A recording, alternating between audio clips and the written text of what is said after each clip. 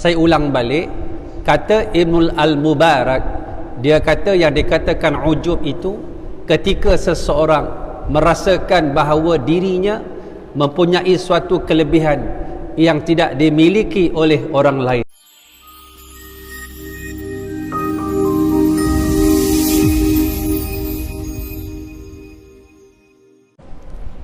Muka surat 127, betul? Bahaya ujub, Assalamualaikum warahmatullahi ta'ala wabarakatuh. A'udzu billahi as-sami'il alim minasyaitonir rajim. Bismillahirrahmanirrahim.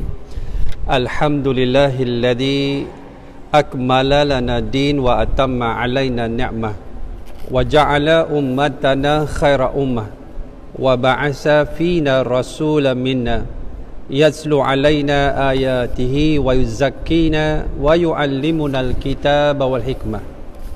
Salawatullah wassalamuhu ala sairil anbiya'i wal mursalin wassiddiqina wasyuhada'i wassalihin wal mujahidin wa man tabi'ahum bi ihsanin ila yaumin yaqumun nasu li rabbil alamin. Qala rabbi shrah li sadri wa yassir li amri wahlul 'uqdatam min lisani yafqahu qawli. Subhanaka la ilma lana illa ma 'allamtana innaka antal alimul hakim. Wala haula wala quwwata illa billahil aliyil azim. Amma ba'd. Allahumma aslih qulubana wa azil 'uyubana wa tawallana bil husna وزينا بالتقوى واجمع لنا خير الآخرة والأولى وارزقنا طاعتك ما أمقيتنا. Wahai Allah, perelokkan hati kami, cabutkan keaiban dari diri kami, dorongkan kami pada jalan-jalan kebaikan, hiaskan hati kami dengan ketakwaan, himpunkan bagi kami kebaikan akhirat dan dunia, rezekikan kepada kami ketaatan kepadamu selagi mana kami hidup menumpang di atas muka bumi. Amin ya rabbal alamin. Yang saya hormati lagi saya kasihi tuan-tuan haji, puan-puan hajat, tuan-tuan, puan-puan, muslimin, muslimat, hadirin dan hadirat, sahabat dan sahabiah. Tak lupa juga kepada seluruh barisan kepimpinan Masjid Al-Khairiyah Seri Gombak. Pertama dan selamanya syukur kita pada pagi ini dapat meneruskan perkongsian kita dalam muka surat 127 dalam tajuk kita menyambung bahaya ujub. Bahaya ujub. Dan hari ini kita berada pada 2 Zulhijjah. 2 Zulhijjah. Jadi maknanya kalau kita kuliah biasa ditambah lagi dengan 10 Zulhijjah, maknanya 1 sampai 10 Zulhijjah, ini yang disebutkan oleh Nabi, ma min ayyamin al-amalu salihu fihinna ahabbu ila Allah min hadhil ayyamil 'ashr.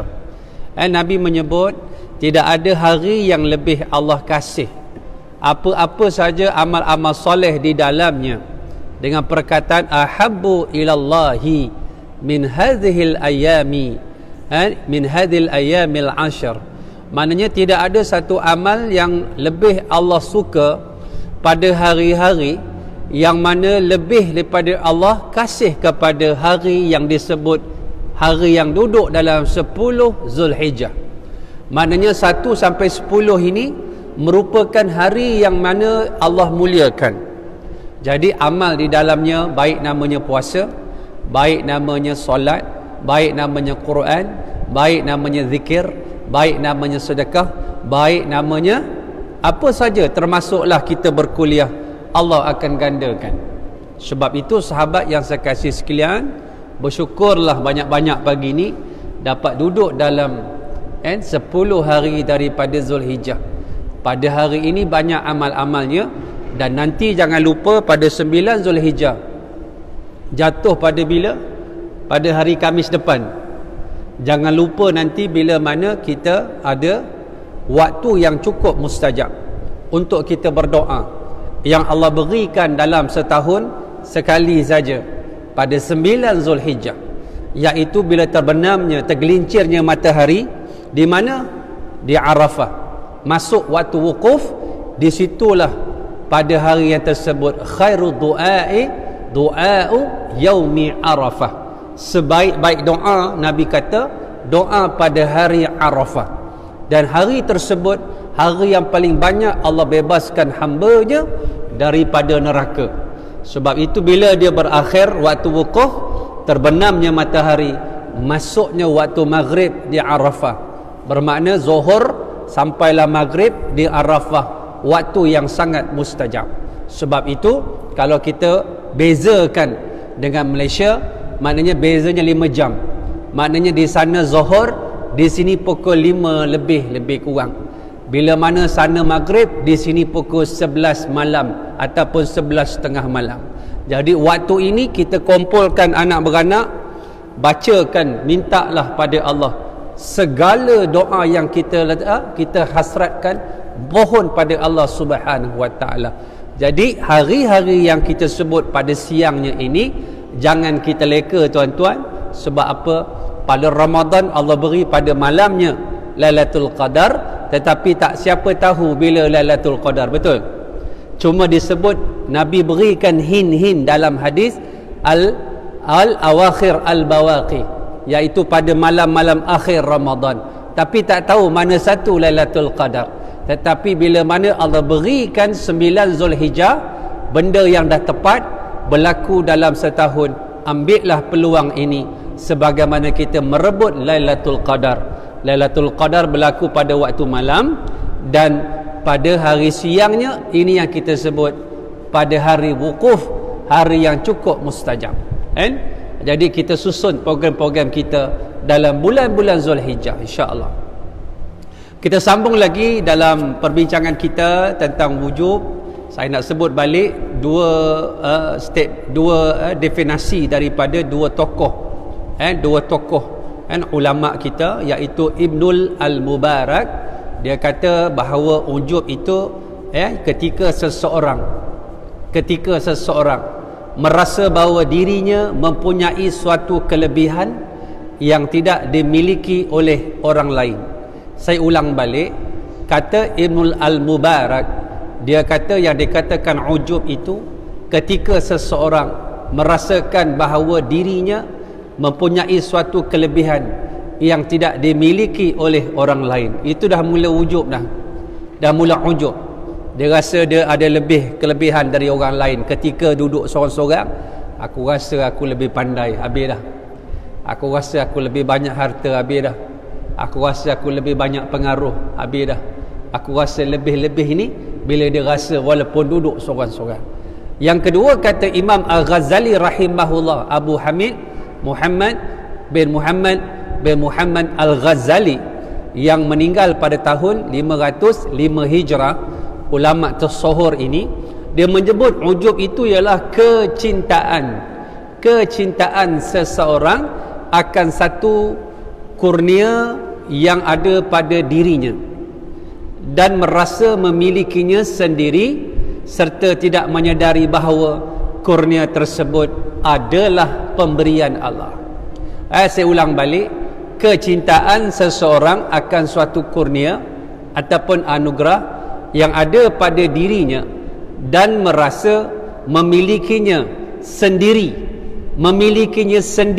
serta tidak menyedari bahawa kurnia ataupun anugerah tersebut adalah pemberian Allah Subhanahu wa taala. Ini kalau kita tengok apa yang digariskan oleh dua tokoh ini, iaitu Ibnul Al-Mubarak dan juga Imam Al-Ghazali rahimahullah. Bahaya ujub amat besar. Ia mengajak pada kesombongan, kerana ia dari kesombongan itulah munculnya banyak bahaya yang tidak samar bagi para hamba. Adapun dengan Allah, ujub mendorong kepada sikap meremehkan dan melupakan dosa sehingga ia tidak menggugah perasaan untuk bertaubat. Kita dah bincang hari itu sombong kita nampak jelas secara zahirnya dia menentang Allah dan dia menentang hamba-hamba Allah kerana merasa dirinya cukup hebat. Lalu dia kerana kelebihan harta, kelebihan pengikut, ramai pengikut, dengan kekuasaan dia dan dengan ilmu dia jadi sombong.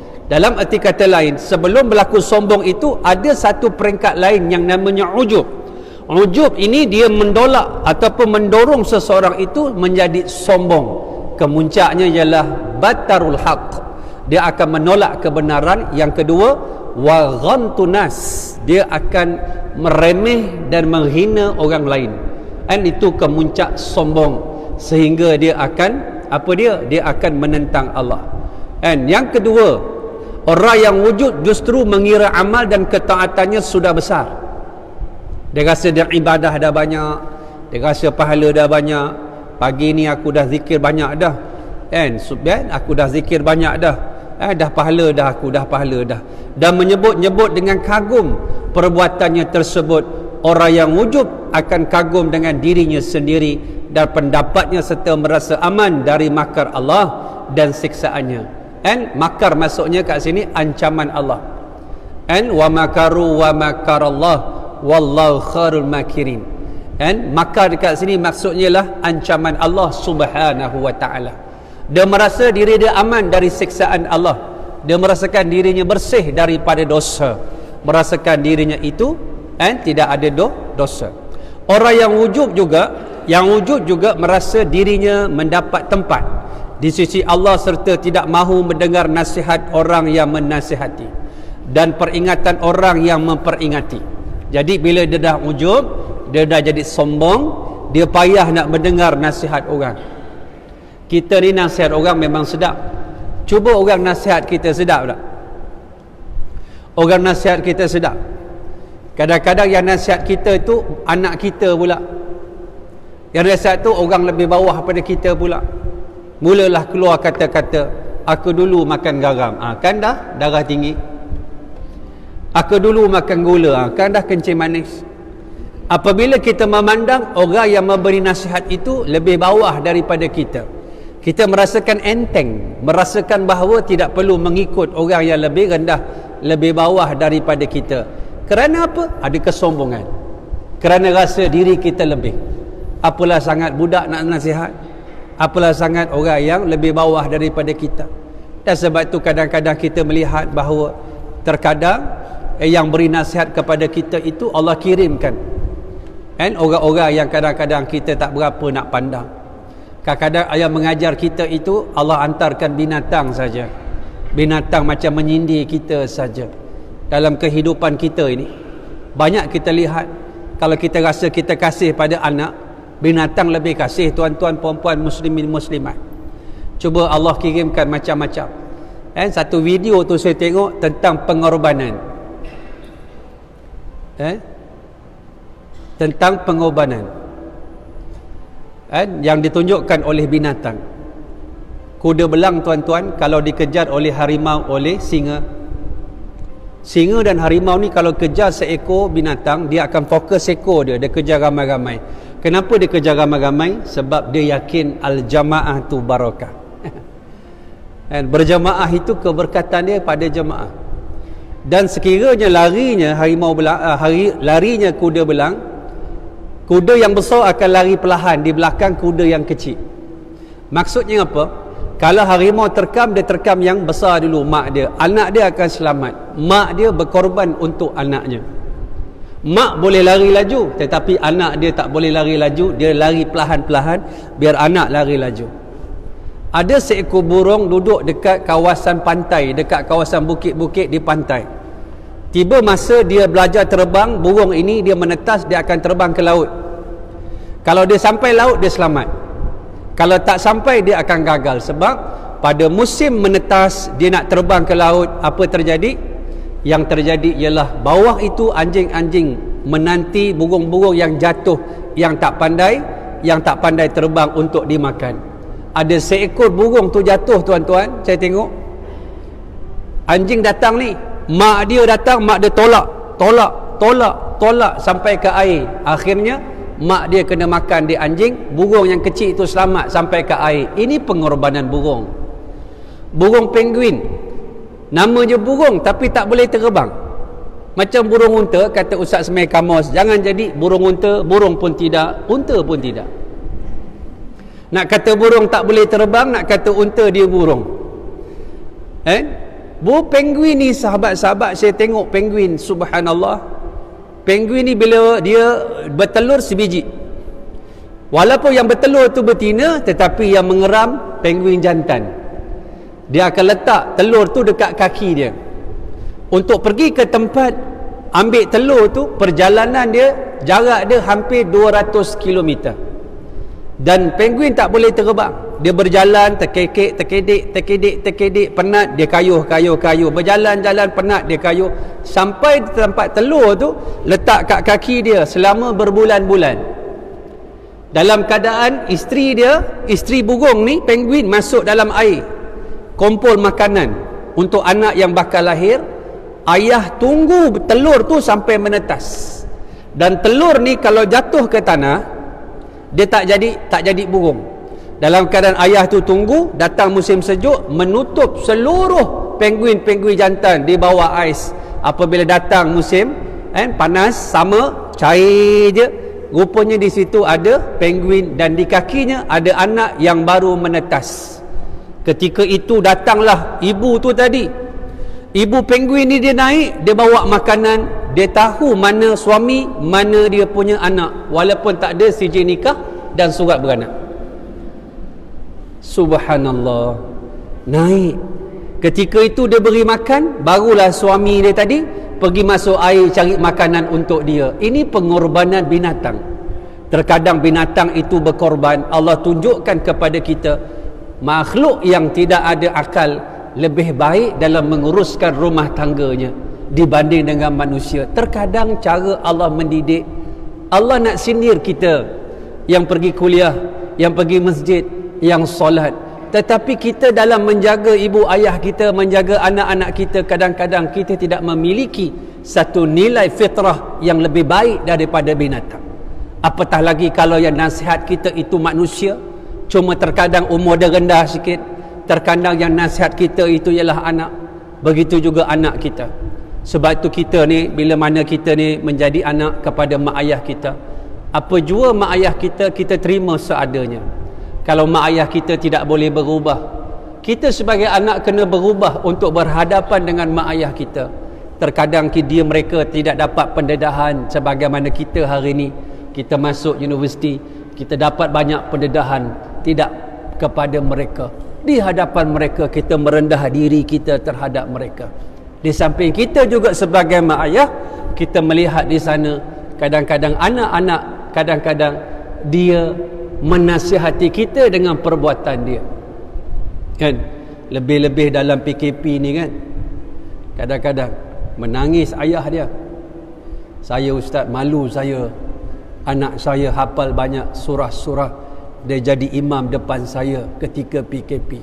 Saya sebagai ayah, satu surah pun saya tak hafal ustaz. Menangis. Dia beritahu pada saya, ustaz, subhanallah, saya kata beruntung Tuhan ada anak penyejuk hati. Itu rezeki Tuhan. Kadang-kadang kita tak ada pada kita, ada pada anak. Kadang-kadang pada anak pun tak ada pada cucu. Ada orang dia meninggal, anak dia tak berani pergi depan. Yang pergi depan siapa? Ibu-ibu. Cucu dia ke depan. Saya dah jumpa benda ni. Anak tak berani ke depan, tetapi dia ada cucu seorang tu menghafal Quran. Cucu dia ke depan, umur baru 13 tahun. Solatkan jenazah sebagai imam untuk atuk dia kat depan. Sebab itu bila kita minta, kadang-kadang doa kita Allah beri bukan pada anak kita, bukan pada cucu. Kadang-kadang cicit kita menjadi ulama tersohor, ulama yang besar pada masa akan datang. Kita minta dulu kan, Allahumma, kita minta apa? Rabbana hab lana min azwajina wa dhurriyyatina qurrata a'yun waj'alna lil muttaqina imama. Wahai Allah, jadikan, kurniakan, rezekikan kepada kami dari isteri kami dan anak-anak kami, keturunan kami, anak yang menjadi penyejuk mata dan pemimpin kepada orang yang bertakwa. Sebab tu kita tak tahu siapa yang akan menjadi daripada keturunan kita ini anak-anak penyejuk mata. Sebab itu kita sentiasa berdoa. Lalu kadang-kadang daripada seorang penggali kubur macam hari itu, seorang perompak Fudail bin Iyad bertukar menjadi wali Allah. Hebat tuan-tuan. Ini semua rezeki-rezeki yang Allah berikan. Sebab itu bila orang nasihat kita, kita tengok apa yang disampaikan. Kalau kita ada rasa ego, tak boleh terima nasihat orang, tapi orang kena terima nasihat kita, ini satu perangai yang kita sebut antaranya masuk dalam ujub tu tadi, sombong.